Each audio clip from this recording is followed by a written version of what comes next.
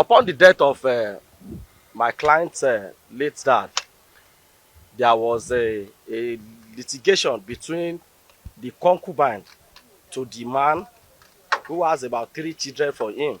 Shortly after he died, these people, Iguayi family, called themselves Omoniless. They raised themselves up and said they own the land. They now brought a lawsuit against us.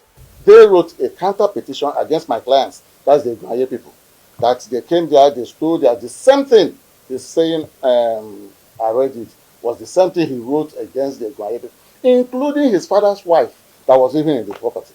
Police came to arrest the father's wife.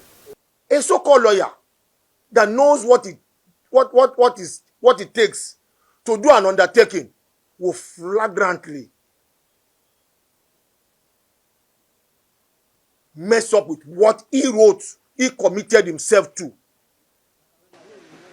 Number 10, Kudirat Abiola Way, Oregun, Lagos. Embroiled in a dispute between Mr. Olufemi FASHEUN and AARE TOMORI Williams. It's not going to work. So I'm appealing now. The 2-acre landed property, according to Otumba Aremu Adeoye, the solicitor and legal advisor for Olufemi FASHEUN, is owned by late Ebenezer Olawale since 1960, when he bought the land with accompanying documents.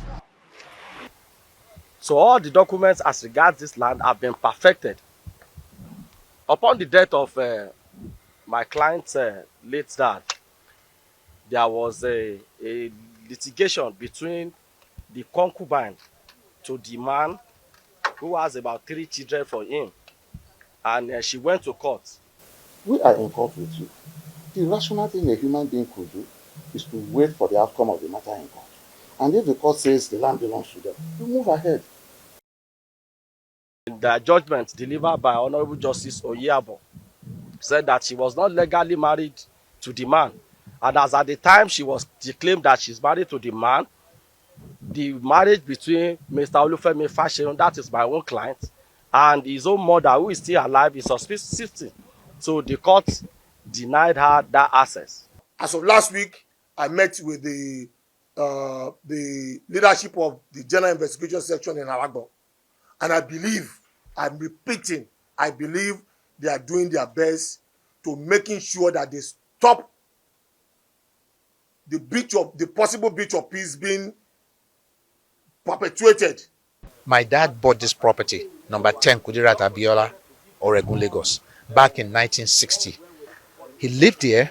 The land here, we lived in the house over there, and he used this back land as a poultry. This here was also part of the poultry. Then he died in 2004. By the time he died, he had retired. So the poultry was already closed, right? But we were still living here. The controversial issue involving AARE Tomori Williams and his legal advisor, Godson Mosu, says much about the actions of the Ogunaike family. We went to land grabber. They did not come the first time. We left. We went the second time, we went to land grabber, they still did not come. The court said, don't go there, nobody should do anything on that land, and they will leave you there. So I don't even know what, he is the person that is the aggressor, and then he's the person accusing every other person. I don't, because the man he was talking about has never been there. I am the person that goes there. These people, Iguayi family, called themselves Omoniless. They raised themselves up and said they own the land. They now brought a lawsuit against us.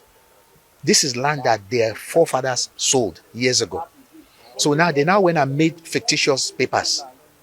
The paper that they used to sue us shows land in Shangisha, not even Oregon, but they entered the thing. So they're now waiting to see what happens with that. That case is still pending now. It is this same Egwaye family that sold the land to Mr. FASHEUN's dad. These clay people bought from the clay industry, bought from the same family. Meanwhile, Mr. Olufemi FASHEUN explains his side of the story and the issues he's been facing. What they now decide to do is begin to raise some powerful people in Lagos.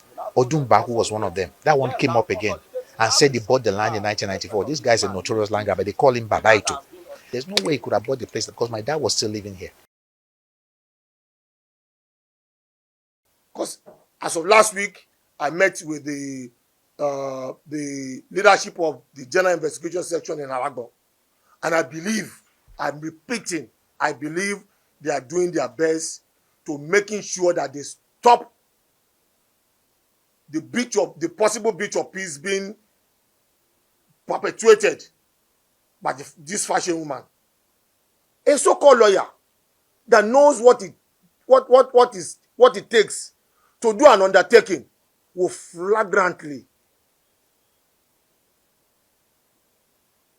mess up with what he wrote, he committed himself to.